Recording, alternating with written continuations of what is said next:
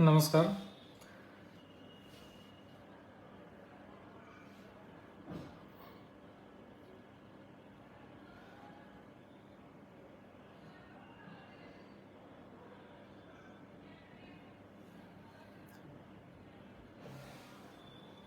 Hello. माझा आवाज तुमच्यापर्यंत पोहोचत असेल.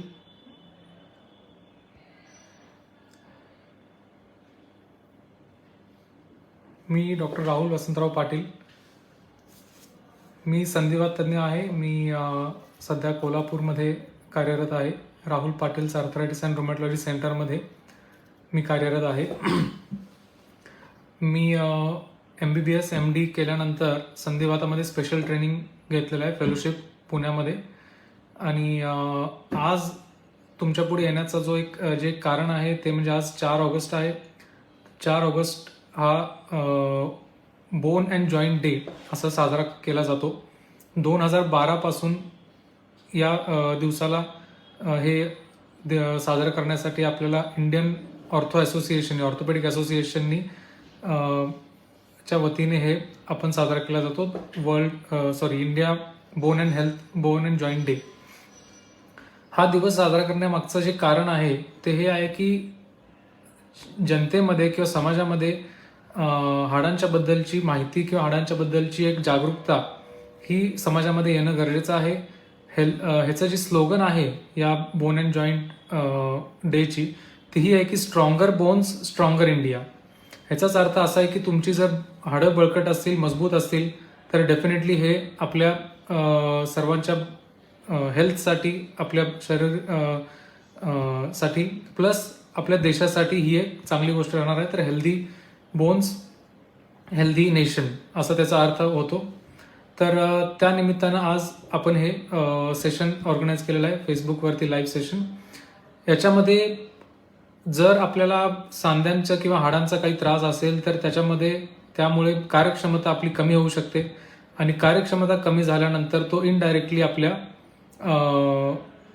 समाजावरती किंवा आपल्या देशावरती याचा एक भार पडू शकतो की सांध्यांमध्ये किंवा हाडांमध्ये त्रास असल्यामुळं कार्यक्षमता कमी होऊन जाते, वर्क परफॉर्मन्स कमी होऊन जातो, वर्क एफिशियन्सी जे आपण म्हणतो या गोष्टी कमी होऊन जातात आणि याचा एक परिणाम हा ओव्हरऑल आपल्या ग्रोथवरती देखील पडू शकतो.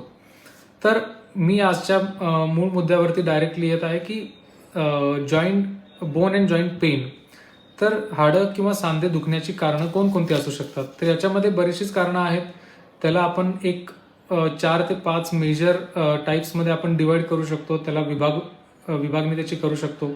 एक म्हणजे आहे inflammatory arthritis, inflammatory type. Inflammatory म्हणजे इन्फ्लेमेशन म्हणजे सूज, असं मराठीमध्ये काही दुसरा याला शब्द नाही आहे. इन्फ्लेमेशन म्हणजे सूज असं आपण म्हणतो. तर त्याच्यामध्ये येणारी बरीचशीच कारणं आहेत. मग त्यामध्ये संधिवात असेल, संधिगत वात असेल, गाऊट असेल किंवा लहान मुलांमध्ये होणारा वात असेल किंवा पाठीचा किंवा मणक्याचा वात असेल. तर हे असे वेगवेगळे प्रकारचे वात आहेत. तर त्याच्यातले आपण 3-4 मेजर जे वात आहेत त्याबद्दलची थोडीशी माहिती मी तुम्हाला सांगणार आहे. मूळ सर्वात महत्वाचा आणि कॉमन वात जो असतो तो म्हणजे संधिवात, जे आपल्या बऱ्यापैकी ऐकून माहिती असेल. वात म्हणजे संधिवात हे एक समाजामध्ये माहिती असलेला वात आहे. तर या प्रकारच्या वातामध्ये जे आपले लहान सांधे असतात, जसं की हाताची बोटं असतील किंवा पायाची बोटं असतील, मनगट असेल किंवा घोटा असेल, तर या सांध्यांमध्ये विशेषतः सूज आणि सकाळी उठल्यानंतर आकडपणा अशा प्रकारची आपल्याला लक्षणं दिसू शकतात. त्याचबरोबर काही वेळेला याच्या पलीकडे जाऊन खांदे असतील, गुडघे असतील, तर अशा प्रकारे मोठ्या सांध्यांमध्ये पण याची लागण होण्याची शक्यता असते. जेव्हा वात हा खूप दिवसाचा असतो अशा प्रकारची पण त्याच्यामध्ये लक्षणं दिसण्याची शक्यता असते. तर यामध्ये सांधे दुखणं आणि दुखण्यासोबत सांध्यांवर येणारी सूज या सर्वात महत्त्वाच्या गोष्टी आहेत. प्लस सकाळी उठल्यानंतर, झोपून उठल्यानंतरचा आकडपणा हा सर्वात महत्त्वाचा यातलं एक लक्षण असतं, जो की आपल्या कामानंतर किंवा दिनचर्या जशी सुरू होईल तसा हा आकडपणा हळूहळू कमी होऊन जातो. तर हे जर लक्षण असेल आणि अशा प्रकारची जर तक्रार 1 महिन्यापेक्षा जास्ती होत असेल तर निश्चितच तुम्हाला एक संधिवात तज्ज्ञाची भेट करणं गरजेचं आहे, जेणेकरून लवकर त्याचं निदान होऊन त्याच्यावरती ट्रीटमेंट करण्यास योग्य ट्रीटमेंट करू शकतो. दुसरा जो प्रकार आहे वाताचा तो म्हणजे ऑस्टिओ आर्थरायटिस किंवा त्याला मराठीमध्ये आपण संधिगत वात असं म्हणतो.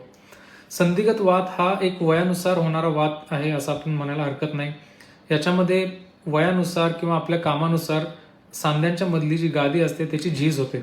झीज झाल्यानंतर सांध्यांमध्ये दुखणं, सकाळी उठल्यानंतरचा आकडपणा आणि यामध्ये विशेषतः गुडघ्यांचा समावेश जास्ती राहतो. गुडघ्यांचा त्रास हा बऱ्याचशाच पेशंट्समध्ये राहतो.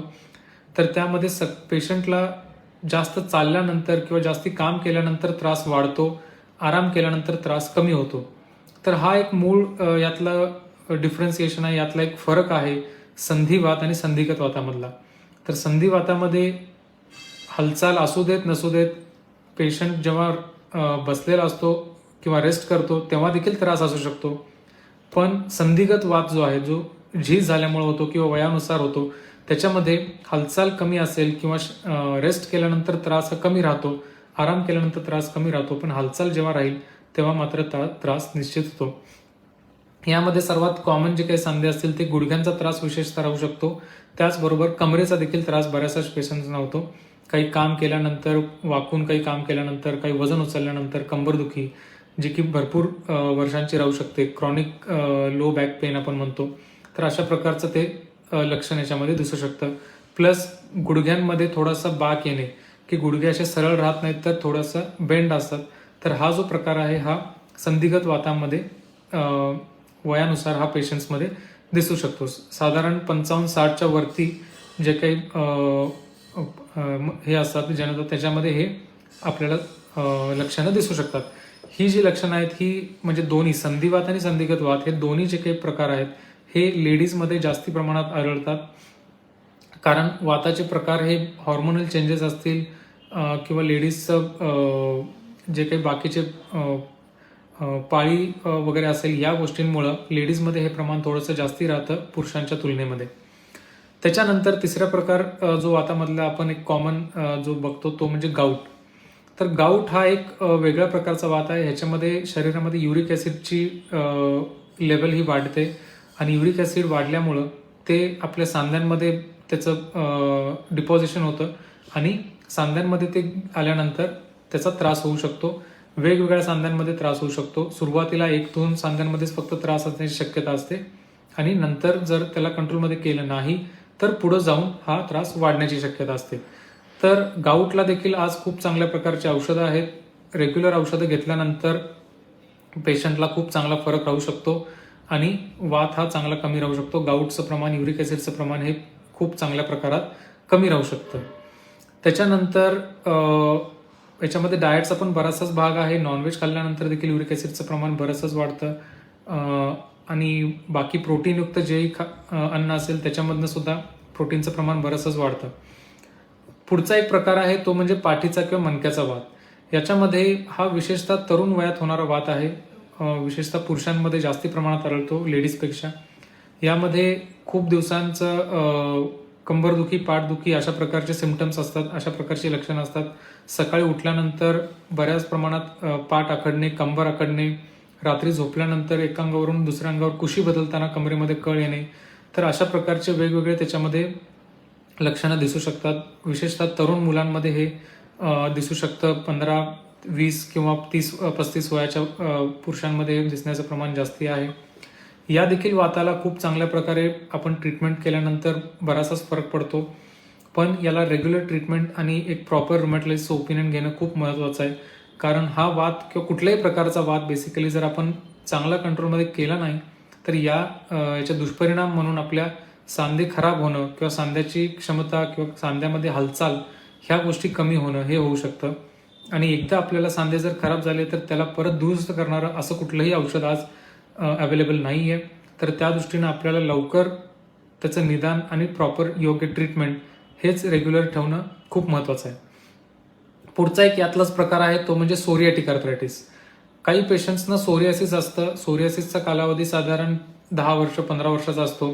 त्याच्यानंतर पेशंट्सना सांधेदुखी चालू होते. तर हे जे आहे तर हे सोरियाटिक आर्थरायटिस हा पण एक प्रकारचा वातच आहे. याच्यामध्ये देखील पेशंट्सला हातापायाची बोटं असतील किंवा गुडघे, घोटे, मनगट किंवा खांदे, कोपर या सारखे वेगवेगळे सांध्यांमध्ये याचा त्रास होऊ शकतो. आणि याचा विशेष असं राहतं की थोडे दिवस त्रास होतो, थोडे दिवस थांबतो किंवा वेगवेगळ्या सांध्यांना वेगवेगळ्या दिवशी त्रास असण्याची शक्यता असते. कधी उजवा गुडघा दुखतो, कधी डावं कोपर दुखतं, कधी उजवं मनगट दुखतं. तर असं वेगवेगळ्या फिरत हा त्रास करू शकतो. तर अशा प्रकारचा हा सोरियाटिक आर्थरायटिसचा त्रास असण्याची शक्यता असते. याच्यामध्ये देखील सूज, आकडपणा ह्या गोष्टी निश्चित राहतात. वात लवकर कंट्रोलमध्ये केला नाही तर बऱ्यापैकी काही पेशंट्समध्ये बोटं वाकडी होणे वगैरे अशा प्रकारचे याचे दुष्परिणाम दिसण्याची शक्यता असते. तर याची जी ट्रीटमेंट आहे त्याच्यामध्ये योग्य ट्रीटमेंट घेतल्यानंतर वाताचं देखील प्रमाण कमी होतं आणि स्किनवरचं, त्वचेवरचं सोरियासिसचं देखील प्रमाण बऱ्याच प्रमाणात कमी होऊ शकतं. यामध्ये कॉमनली जे सोरियासिस राहतं ते म्हणजे डोक्यामध्ये जो आपण कोंडा म्हणतो किंवा मोठी खपली पडणे अशा प्रकारचं स्कॅल्प सोरियासिस आपण म्हणतो, त्या प्रकारे सोरियासिस राहण्याची शक्यता असते. काही वेळेला फक्त हाताच्या तळवे आणि पायाच्या तळव्यांवरती सोरियासिसचे लिजन्स असू शकतात, सोरियासिसचे त्रास असू शकतो. काही वेळेला नखांमध्ये सोरियासिसचं असू शकतं आणि प्लस त्वचेवरती राहू शकतं. तर असे वेगवेगळ्या शरीरावरती म्हणजे वेगवेगळ्या भागांवरती सोरियासिसचे आपल्याला लक्षणं दिसू शकतात. आणि वातामधला आणखीन एक शेवटचा मी एक जो पॉईंट आता डिस्कस करतोय तो म्हणजे लहान मुलांमधला होणारा वात. तर लहान मुलांमध्ये विशेषतः 16 वर्षांच्या आधी जर वाताची सुरुवात झाली तर त्या पेशंट्सना आपण लहान मुलांमधला वात म्हणतो किंवा एक जुवेनाईल इडिओपॅथिक आर्थरायटिस असं त्याला आपण म्हणतो. तर हे लहान मुलांमध्ये पण बऱ्याच प्रकारचे वेगवेगळ्या प्रकारचे वात आपल्याला बघायला मिळतात. त्यामध्ये विशेषतः जी एक लक्षण किंवा हिस्ट्री एक अशी असते की लहान मूल खेळता खेळता पडला किंवा काही लागलं, त्याच्यानंतर एक गुडघा सुजला, त्याच्यानंतर तो एक थोडे दिवस राहिला आणि मग एक थोड्या दिवसांनी महिन्यानी 2 महिन्यांनी उजवा गुडघा लागला होता तर डावा गुडघा सुजतोय. त्याच्यानंतर आणखीन वेगवेगळ्या सांध्यांमध्ये दुखणं, सूज वाढत चाललंय. तर हे जे आहे हे बऱ्याच पेशंट्समध्ये वेगवेगळ्या सांध्यांमध्ये ह्याचं दुखणं वाढत जातं. विशेषतः जर वात नसेल तर पडल्यानंतर लागल्यानंतर जे दुखणं, सूज असेल या गोष्टी साधारण 1 महिना 1.5 महिन्याच्या आत कमी व्हायला पाहिजेत. पण जर ते कमी होत नसतील तर हा देखील एक वाताचा प्रकार असण्याची शक्यता असू शकते. त्याच्यानंतर टाचदुखी खूप दिवसांची, त्याच्यानंतर लहान मुलांमध्ये देखील काही वेळेला कंबरदुखी राहू शकते. तर या ज्या काही गोष्टी आहेत, खुब्यामध्ये दुखणं, हिप जॉईंट पेन जे आपण म्हणतो की खुब्यामध्ये एका खुब्यात दुखतं मग थोड्या दिवसांनी दुसऱ्या खुब्यात दुखतं. तर ह्या ज्या काही गोष्टी आहेत हे लहान मुलांचे प्रकार असू शकतात वाताचे. यामध्ये देखील खूप चांगली आज औषधं आहेत. दुष्परिणाम देखील खूप कमी असणारी औषधं आहेत की विशेष दुष्परिणाम होत नाहीत आणि पेशंटला खूप चांगला फरक पडतो आणि वात कंट्रोलमध्ये राहतो. तर हे जनरली वाताचे बऱ्यापैकी प्रकार आहेत. तर याच्यासोबत काही जॉईंट आणि बोन्सचं जे दुखणं आहे त्याची आणखीन जे दुसरा मूळ जे डिफरन्सिएशन आहे, जे कॅटेगरी आहे ते इन्फेक्टिव्ह आपण म्हणतो, इन्फेक्टिव्ह जॉईंट पेन. मग त्याच्यामध्ये सेप्टिक आर्थरायटिस असतं, टीबी एक प्रकार आहे, टीबी एक इन्फेक्शन आहे की ज्याच्यामुळं आपल्याला काही वेळेला जॉईंट पेन किंवा स्वेलिंग किंवा जॉईंटचं दुखणं हे राहू शकतं सांध्यामध्ये. त्याच्यामध्ये आणखीन जे एक इन्फेक्शन आपण कॉमनली बघतो 3 प्रकारच्या आजच्या आपल्या या रोजच्या याच्यामध्ये जीवनामध्ये आपण बघत असतो. एक तर डेंग्यू आहे, चिकनगुनिया आहे किंवा कोविड नंतर देखील आता रिसेंटली बऱ्याच पेशंट्सना सांधेदुखीही राहते. डेंग्यू आणि चिकनगुनियाचं आपल्याला बऱ्याच लोकांना माहिती आहे. डेंग्यू चिकनगुनियानंतर जर महिन्याभरापर्यंत जर सांधेदुखी कमी होत नसेल आणि महिन्याच्या वरती जर जाऊन सांधेदुखी चालू राहत असेल, मग कुठलेही सांधे असो, तर अशा पेशंट्सना निश्चितच संधिवात तज्ञाची भेट करणं गरजेचं आहे. कारण काही कालावधीनंतर हा एक जो सांधेदुखीचा प्रकार आहे हा वातामध्ये रूपांतर घेऊ शकतो आणि वात हा सुरू होऊ शकतो अशा पेशंट्समध्ये. त्याचबरोबर आज आपण कोविडचंही बघतोय. काही पेशंट्सना कोविड नंतर देखील सांधेदुखी चालू होते. काही पेशंट्सना कोविड नाही पण फक्त वॅक्सिनेशन घेतल्याच्या नंतर देखील सांधेदुखी चालू होणारे बरेचसेच पेशंट्स आहेत. तर या ज्या काही गोष्टी आहेत तर ह्याच्यामध्ये सांधेदुखी महिन्याभरापर्यंत जर कमी होत नसेल तर डेफिनेटली याच्यामध्ये आपल्याला सांधिवात तज्ञाशी भेट करणं गरजेचं आहे. त्याचबरोबर जे आणखीन एक त्याच्या पुढचा जो भाग आहे तो म्हणजे मेकॅनिकल टाईप ऑफ पेन किंवा traumatic pain, post traumatic pain. काही वेळेला पडल्यानंतर, लागल्यानंतर ज्यावेळेस काही दुखापत होते तर ते देखील एक हे जॉईंट्सचं किंवा बोन्सचं पेन असण्याची ते पण एक कारण असतं. आणि सर्वात कमी ज्याचे आपल्याला पेशंट्स मिळतात ते म्हणजे मॅलिग्नन्सी, कुठल्याही प्रकारचा कॅन्सर. मग त्याच्यामध्ये बोनचे बऱ्याच वेगवेगळे प्रकारचे कॅन्सर आहेत. मी त्याच्या काही डिटेल्समध्ये जाणार नाही आहे कारण तो माझा आजचा काही याच्यामधला भाग नाही आहे. तर पण वेगवेगळ्या प्रकारच्या कॅन्सरच्या पेशंट्समध्ये फक्त जॉईंट पेन बोन पेनच नव्हे तर त्याच्यासोबत जेवण बिलकुल न जाणे किंवा वजन भरपूर प्रमाणात कमी होणे अशा प्रकारचे देखील लक्षणं आपल्याला त्याच्यासोबत दिसू शकतात. आता हे बऱ्यापैकी झालं की मी तुम्हाला सांगितलं की जॉईंट पेन आणि बोन पेनची काय काय कारणं असू शकतात. आता मी थोडासा एक 5-10 मिनिटं तुम्हाला फक्त संधिवाताबद्दल थोडंसं माहिती आणखीन देणार आहे. तर संधिवाताचे म्हणजे वाताचे जवळपास 150 प्रकार आहेत. त्याच्यामधला संधिवात हा फक्त एक प्रकार झाला. तर असे जवळपास 150 प्रकार आपल्याला माहिती आहेत. वेगवेगळ्या प्रकाराचे वेगवेगळी लक्षणं आहेत, त्याप्रमाणे वेगवेगळी त्याची ट्रीटमेंट पार्ट आहे. तर त्यामुळं संधिवात हा फक्त एक टाईप झाला. त्याच्यानंतर आपल्या समाजामध्ये 1% पॉप्युलेशनमध्ये संधिवाताचे पेशंट्स किंवा वाताचे पेशंट्स आपल्याला आढळतात. म्हणजे 100 व्यक्तींमागे एका व्यक्तीला वात असण्याची शक्यता आहे कुठल्याही प्रकारचा. तर हे जनरल आहे. आणि आज जर आपण भारतामध्ये बघितलं तर साधारण 1,500 रजिस्टर्ड रुमॅटॉलॉजिस्ट आहेत.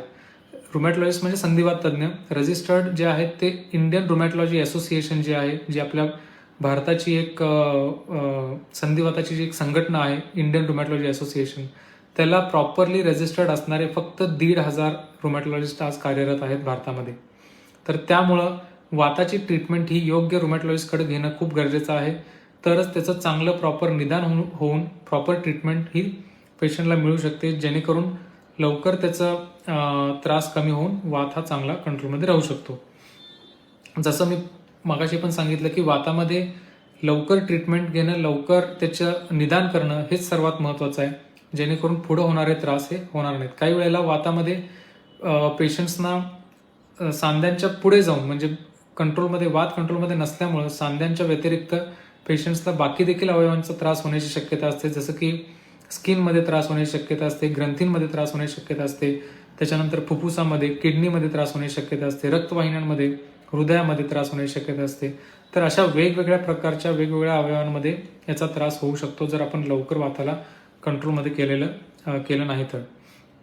काही वेळेला आपल्याला वाताच्या पेशंट्समध्ये इतर डॉक्टरांची देखील मदत घ्यावी लागते. वेगवेगळ्या स्पेशालिस्टची, स्किनचा प्रॉब्लेम असेल तर त्वचारोग तज्ज्ञांची मदत घ्यावी लागते, किडनी रिलेटेड असेल तर नेफ्रोलॉजिस्टची मदत घ्यायला लागते, डोळ्यांमध्ये काही त्रास असेल तर ऑफ्थॅल्मॉलॉजिस्ट म्हणजे डोळ्यांच्या डॉक्टरांची आपल्याला मदत घ्यावी लागते. तर असं हा एक मल्टीडिसिप्लिनरी जे आपण अप्रोच म्हणतो पेशंट्सचा, की ज्या पेशंट्समध्ये ज्या अवयवांची लक्षणं दिसतील, काही वेळेला त्या स्पेशालिस्टची आपल्याला मदत घेणं गरजेचं पडू शकतं. तर या सर्व गोष्टींना चांगल्या प्रकारे टॅकल करण्यासाठी की चांगलं हाडांचं आणि जॉईंट्सची मजबूती ही राहण्याच्या दृष्टीनं काय करणं गरजेचं आहे, तर त्याबद्दल 1-2 गोष्टी सांगतो. तर हेल्दी लाईफस्टाईल जे आपण म्हणतो ती सर्वात महत्त्वाची आहे. हेल्दी लाईफस्टाईल म्हणजे रेग्युलर नियमित व्यायाम करणं अत्यंत महत्त्वाचं आहे. वेळेवरती जेवण, त्यातल्या त्यात घरचं खाणं सर्वात महत्त्वाचं आहे. फळांचा आहार हा रेग्युलर घेतला पाहिजे. दूध खूप महत्त्वाचं आहे. दुधामधून खूप चांगलं कॅल्शियम मिळतं, तर रेग्युलरली दूध घेणं खूप गरजेचं आहे. पाणी दिवसातून ॲडिक्वेट इनटेक 2 ते 3 लिटर हे रेग्युलरली घेणं गरजेचं आहे.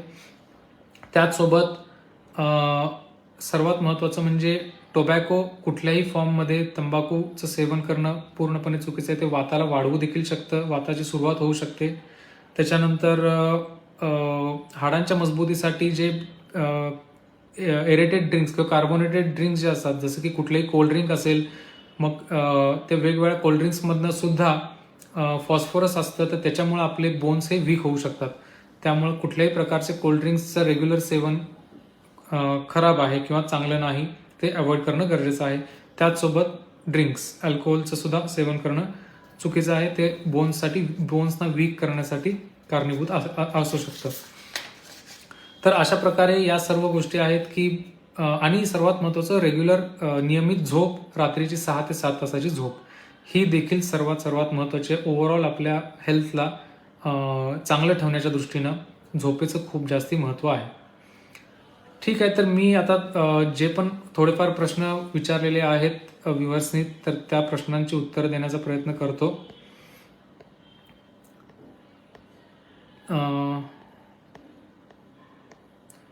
ठीक आहे, आता एक मॅडमनी आपल्याला विचारलेलं आहे की शरीरातील पाण्याची कमतरता देखील जॉईंट पेनचं कारण असू शकते का? तर जसं मी आत्ताच सांगितलं, तर पाण्याची कमतरता एक्झॅक्टली जॉईंट पेनचं कारण असणं असं सांगता येणार नाही किंवा हे योग्य होणार नाही. पण पाण्याची कमतरता असणं हे ओव्हरऑल आपल्या हेल्थच्या दृष्टीनं डेफिनेटली आपल्याला त्रास देण्याची शक्यता राहू शकते. मग त्वचा असेल आपली, त्वचा थोडीशी त्याच्यामुळे ड्राय होणं आणि त्वचाचे विकार होण्याची शक्यता राहू शकते. त्याच्यानंतर पोटाचे त्रास होण्याची शक्यता राहते. ॲसिडिटी असेल बऱ्याच प्रमाणात. तर असे बरेचसेच आपले जे काही व्याधी आहेत ह्या कमी पाणी घेणाऱ्या पेशंट्समध्ये डेफिनेटली दिसू शकतात. त्यामुळे वात असायलाच हवा असं नाही आहे, बट रेग्युलरली देखील सर्वांनी पाण्याचा जो इंटेक आहे रोजचा तो प्रॉपर ठेवणं गरजेचं आहे. साधारण 2 लिटरच्या आसपास, 2 ते 3 लिटरच्या आसपास पाणी रेग्युलरली सर्वांनी घेणं खूप गरजेचं आहे, कारण पाणी आपल्या शरीराला खूप महत्त्वाचं आहे. आणखीन एक आदित्य आपल्याला विचारतात की संधिवात कोणत्या वयात होतो? तर आता संधिवात जसं मी आता मगाशी म्हटलं की वाताचे जवळजवळ 150 प्रकार आहेत. तर 150 प्रकार हे कुठल्या, म्हणजे त्याला असे कॅटेगरायझेशन आहे की कुठल्या वयात कोणत्या प्रकारचा वात होऊ शकतो. तर हे जे 150 प्रकार आहेत तर याच्यामध्ये आता माझ्याकडे एक 3 वर्षाचा पेशंट आहे, 3 वर्षाची मुलगी एक आहे, तिला देखील वात आहे. आणि वयाच्या 83व्या वर्षी एका गृहस्थांना संधिवाताची सुरुवात झाली होती, असे देखील एक पेशंट आहे. तर त्यामुळे 3 ते 83 म्हणजे हा पूर्ण 80 वर्षाचा आपण एक म्हणू शकतो की कालावधी आहे की यामध्ये कधीही ज्या पेशंट्समध्ये ही प्रवृत्ती असेल वाताची, अशा पेशंट्समध्ये ह्याची सुरुवात होण्याची शक्यता राहू शकते.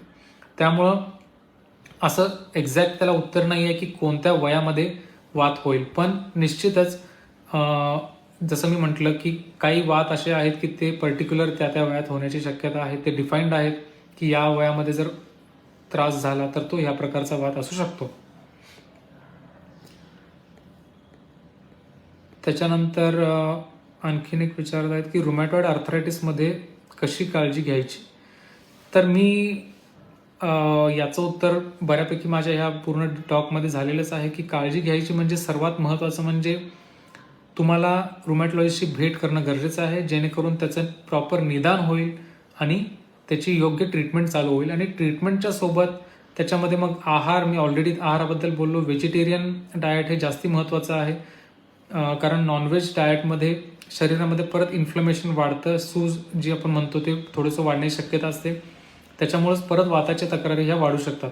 तर म्हणून व्हेजिटेरियन प्रिडॉमिनंटली किंवा जास्तीत जास्त व्हेजिटेरियन डाएट घेणं गरजेचं आहे. नॉनव्हेजमध्ये प्रमाण कमी ठेवणं महत्त्वाचं आहे. मग त्याच्यामध्ये त्यातल्या त्यात अंडी किंवा फिश, मासे याचं सेवन त्यातल्या त्यात ठीक आहे, पण मटन चिकनमध्ये बऱ्याच प्रमाणात आपल्या शरीरामध्ये इन्फ्लमेशन हे वाढू शकतं. आणि दूध, पाणी या गोष्टी मी ऑलरेडी तुम्हाला सांगितलेच आहेत. तर त्याप्रमाणे मी जर म्हणलं तसं एक अशी गोष्ट नाही आहे की वात हा फक्त गोळ्या औषधांनी बरा होत नाही, तर त्याच्यामध्ये जीवनशैलीमधला बदल हा तितकाच महत्त्वाचा आहे. म्हणून ट्रीटमेंट गोळ्या औषधांच्या सोबत जीवनशैलीचा बदल हे दोन्ही गोष्टी महत्त्वाच्या आहेत. रेग्युलर एक्सरसाइज या सर्व गोष्टी महत्त्वाच्या आहेत.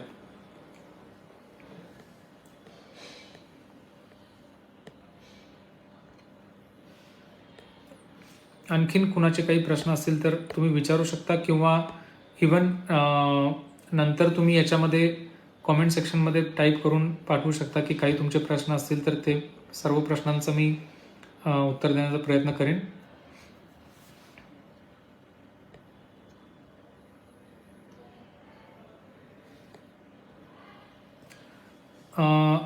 आपल्याला मॅडम एक विचारत आहेत की संधिवात अनुवंशिक असतो का? तर डेफिनेटली त्याच्यामध्ये अनुवंशिकता असते, म्हणजे पण त्याच्यामध्ये 100% आपण असं नाही सांगू शकत की प्रत्येक पेशंटला किंवा प्रत्येक जनरेशनमध्ये, प्रत्येक पिढीमध्ये तो वात उद्भवेल. काही पेशंट्समध्ये असंही देखील असतं की कुठल्याही पिढीमध्ये त्यांच्या मागच्या पिढीमध्ये कुणालाही त्रास नाही आहे वाताचा, आणि अचानक एखादा पेशंट त्या घरामध्ये येणं हे देखील शक्य आहे. काही वेळेला पेशंटला वात आहे आणि त्याच्यानंतर त्यांच्या मुलांना वात आहे, असं देखील काही खूप कमी प्रमाणात आहे, पण थोडेफार पेशंट्स असे आहेत. पण जनरली असं 100% आपण नाही सांगू शकत की अनुवंशिक असल्यामुळं तो पुढच्या पिढीमध्ये येईलच किंवा नाही.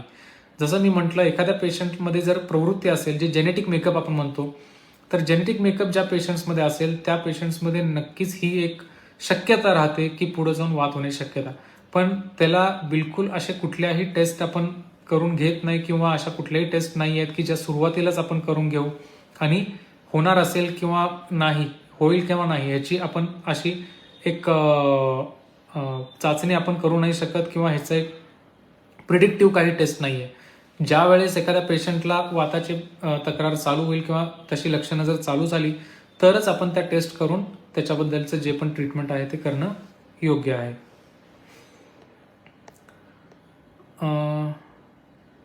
आणखीन एक आहे की what causes pain in thumb joint. आता थंब जॉईंट म्हणजे अंगठ्यामध्ये पेन कशामुळे होऊ शकतं, आता त्याची पण कारणं बरीचशीच आहेत. जर खूप जास्ती दिवसाचं पेन असेल आणि त्याच्यामध्ये दुखण्यासोबत जर सूज पण असेल आणि सकाळी उठल्यानंतरचा आकडपणा असेल आणि साधारण पेन जर एक ते दीड महिन्याचा असेल तर यामध्ये वाताची शक्यता ही डेफिनेटली असू शकते. हा झाला एक भाग. दुसरा भाग अंगठ्यामध्ये पेन असण्याचं आणखीन एक कारण म्हणजे जर लिखाण वगैरे जास्ती असेल किंवा अंगठ्याचं काही तुमचं कम्प्युटरवरचं काम असेल किंवा तर अशा प्रकारे अंगठ्याचा वापर होणारे असे काही तुमचं जॉब प्रोफाईल किंवा वर्क प्रोफाईल असेल तर अशा पेशंट्समध्ये देखील काम जास्ती केल्यानंतर थंब पेन होऊ शकतं किंवा अंगठ्यामध्ये दुखणं असू शकतं. आणि जेव्हा रेस्ट असेल किंवा जेव्हा सुट्टीचा दिवस असेल तर त्या दिवशी हे पेन जर कमी असेल तर ते डेफिनेटली तुमच्या वर्कमुळे होत आहे, त्याच्यावरती मेकॅनिकल स्ट्रेनमुळं हे थंब पेन होऊ शकतं. तर सूज असेल आणि आकडपणा उठल्या सकाळी जाणवत असेल, स्टिफनेस जाणवत असेल त्या जॉईंटमध्ये थंबमध्ये तर डेफिनेटली एक तुम्हाला रुमॅटॉलॉजिस्टची भेट करणं गरजेचं आहे. आणि जर वर्क रिलेटेड असेल तर तुम्हाला लक्षात येईल की पेन जे आहे ते कामानंतर होतं. तर असं जर असेल तर तुम्हाला थोडंसं तुमचं लाईफस्टाईल मॉडिफिकेशन, कामाचं जे काही प्रमाण आहे किंवा काम जे तुम्ही करता ते इंटरव्हल्सनी करणं गरजेचं आहे. म्हणजे ॲट अ टाइम त्याच्यावरती ताण पडायला नको असं. जॉईंट पेन हे कोणता कॅन्सरचा प्रकार असू शकतो का? मी जसं म्हटलं की काही पेशंट्समध्ये कॅन्सर हे कारण असू शकतं जॉईंट पेनचं, पण यामध्ये बरीचशीच बाकीची गोष्टी आहेत जसं की एज, म्हणजे उतार वयात कुठल्याही कॅन्सरची शक्यता ही जास्त असते. त्याच्यासोबत कॅन्सरमध्ये वजन कमी होणं, जेवण न जाणं या देखील गोष्टी असू शकतात. तर जॉईंट पेनचं सगळ्यात पहिलंच आपण जे एक निदान म्हणू शकतो किंवा जी एक शक्यता म्हणू शकतो ती कॅन्सरची करणं पूर्णपणे चुकीचं आहे. ते सर्वात शेवटला येईल असं मी म्हणेन. पहिला बाकीचे सर्व आपण कारणं त्याच्यामध्ये जेव्हा रूल आउट करतो किंवा जेव्हा सर्व शोधून हे करतो त्याच्यानंतर जर काही उरत असेल किंवा त्याच्यामध्ये कशातच सापडत नसेल आणि बाकीच्या जर त्याच्यामध्ये गोष्टी असतील, वजन कमी किंवा या गोष्टी, तर आपण कॅन्सरची शक्यता करून त्याच्या टेस्ट करून आपण त्याचं निदान करू शकतो. जॉईंट पेनसाठी आयुर्वेदिक ट्रीटमेंट बेस्ट आणि इफेक्टिव्ह असते का ॲलोपॅथी? तर आता याचं मी आज 5 वर्ष या फील्डमध्ये आहे. रुमॅटॉलॉजिस्टचे पेशंट्स मी फक्त बघतो, म्हणजे वाताचेच पेशंट्स मी बघतो. तर माझ्या एक्सपिरियन्समध्ये 5 वर्षाच्या मी म्हणेन की मी आजपर्यंत एक पेशंट असा बघितलेला आहे की जो फक्त आयुर्वेदिक ट्रीटमेंटनी खूप चांगल्या प्रकारे तो वाताचा जो काही त्रास आहे त्याला कंट्रोलमध्ये आहे. पण बाकी एवढ्या पूर्ण 5 वर्षामध्ये जितके काही पेशंट्स माझ्या म्हणजे भेटले मला किंवा माझी ट्रीटमेंट त्यांची चालू आहे त्यातल्या बऱ्यापैकी पेशंट्सचं मत असं आहे की पूर्णपणे आम्हाला त्याचा काही फरक झालेला नाही. तर हे मी असं डायरेक्टली काही सांगणार नाही की याच्यामध्ये आयुर्वेदिक काही ठिकाणी आहे योग्य, काही ठिकाणी त्याचा चांगला फरक पडतो नाही असं नाही. पण जो एक अनुभव मला आला की एक पेशंट माझ्या या 5 वर्षामध्ये येऊन गेलाय की ज्याला आयुर्वेदिकनी खूप छान फरक आहे. Both of them make a sound from their knees after sitting up. तर एक विचारतायत नी मध्ये जर आवाज येत असेल तर काही वेळेला जसं मी म्हटलं की सांधे झीज झाल्यानंतर हा आवाज काही वेळेला येऊ शकतो. उठताना, बसताना, जिना वरखाली करताना अशा ज्या काही गोष्टी आहेत तो डेफिनेटली म्हणजे एक ऑस्टिओआर्थरायटिसचा एक सिम्पटम ते असू शकतं. संधिवात थंडीत जास्ती का बळकावतो? थंडीमध्ये बेसिकली वातावरणाच्या फरकामुळे वाताच्या सर्व पेशंट्समध्ये भरपूर प्रमाणात फरक पडतो. तर थंडीमध्ये जसं मी म्हटलं की थंडीचा फरक हा बऱ्याचशाच पेशंट्समध्ये पडू शकतो. बेसिकली आकडपणा जो राहतो तो खूप जास्ती प्रमाणात पेशंट्सला राहू शकतो. प्रेग्नन्सी नंतर जॉईंट्स पेन का उद्भवतात? प्रेग्नन्सी नंतर जर जॉईंट पेन उद्भवत असतील आणि जसं मी म्हटलं महिना ते 1.5 महिन्याच्या कालावधीपर्यंत जर जॉईंट पेन कंट्रोलमध्ये येत नसेल तर हा डेफिनेटली एक वाताचा प्रकार असू शकतो. कारण वाताचं प्रमाण लेडीजमध्ये जास्ती प्रमाणात असतं. प्लस काही पेशंट्स म्हणजे लेडीजमध्ये ते उद्भवण्याचे जे काही पूर्ण या लाईफ स्पॅनमधले जे काही एक आपण म्हणतो की एज ग्रुप्स आहेत तर ते असे आहेत की जेव्हा पण पाळी बंद होणे या कालावधीच्या म्हणजे या एज ग्रुप्सच्या आसपास वाताची सुरुवात होऊ शकते. प्रेग्नन्सीच्या नंतर ही वाताची सुरुवात होऊ शकते. बेसिकली यावेळेस शरीरामध्ये हॉर्मोनल चेंजेस बऱ्याच प्रमाणात होतात तर त्यामुळं ही वाताची सुरुवात प्रेग्नन्सी नंतर होण्याची शक्यता असते. दोन्ही गुडघे उठल्यानं बसल्या दुखतात व आवाज येतो. तेच मी सांगितलं, गुडघ्यांचा जो त्रास आहे तो ऑस्टिओआर्थरायटिस संधिगत वात त्याच्यामुळे असू शकतो. सतत उभे राहून काम करत असेल तर 100% जॉईंट पेन होणारच का? असं काहीच नाही आहे. सतत उभा राहून जोपर्यंत पेशंट यंग आहेत किंवा जोपर्यंत पेशंट व्यायामात आहे तोपर्यंत निश्चितच याच्यामध्ये त्रास होण्याची शक्यता कमी आहे. पण वजन वाढलं किंवा खूप जास्ती वेळ जर त्रास होत असेल आणि उभं राहणं होत असेल आणि व्यायाम कमी असेल तर अशा पेशंट्समध्ये पुढे जाऊन जॉईंट पेनचा त्रास होण्याची शक्यता आहे. शेवटचा प्रश्न मी घेतो. हेपॅटायटिस सी व्हायरस काही जॉईंट पेनचं कॉम्प्लिकेशन करू शकतो का? आता हेपॅटायटिस सी व्हायरस जो आहे तो डायरेक्ट जॉईंट पेनचं म्हणणार नाही मी, पण एक प्रकारचा वात आहे त्याला व्हॅस्क्युलायटिस म्हणतात. व्हॅस्क्युलायटिसचा एक प्रकार असतो पॉलीआर्थरायटिस नोडोजा पॅन. तर या प्रकारचा जो वात आहे हा हेपॅटायटिस सी व्हायरसच्या पेशंट्समध्ये किंवा हेपॅटायटिस सी आपण जे म्हणतो की कावळी, रक्तातली कावळी ज्याला म्हणतो, तर अशा पेशंट्समध्ये हेपॅटायटिस सी म्हणजे सीमुळं व्हॅस्क्युलायटिस म्हणजे रक्तवाहिन्यांचा वात हा होण्याची शक्यता असते. तर ठीक आहे, आणखीन काही पेशंटचे तुमचे किंवा व्ह्युअर्सचे जर काही प्रश्न असतील तुम्ही कॉमेंट सेक्शनमध्ये विचारून ठेवू शकता. मी त्याची सर्व प्रश्नांची उत्तरं देण्याचा प्रयत्न करेन. आणि जसं मी म्हटलं की जर तुम्हाला आणखीन काही त्रास असेल तर तुम्ही याच्या कॉमेंट सेक्शनमध्ये असेल किंवा याच्यावरती दिलेल्या नंबरवरती तुम्ही कॉन्टॅक्ट करून संपर्क करू शकता. रेग्युलर एक्सरसाइजमध्ये राहा, योग्य काळजी घ्या आणि आपलं स्वास्थ्य, आपली हेल्थ ही चांगली ठेवा.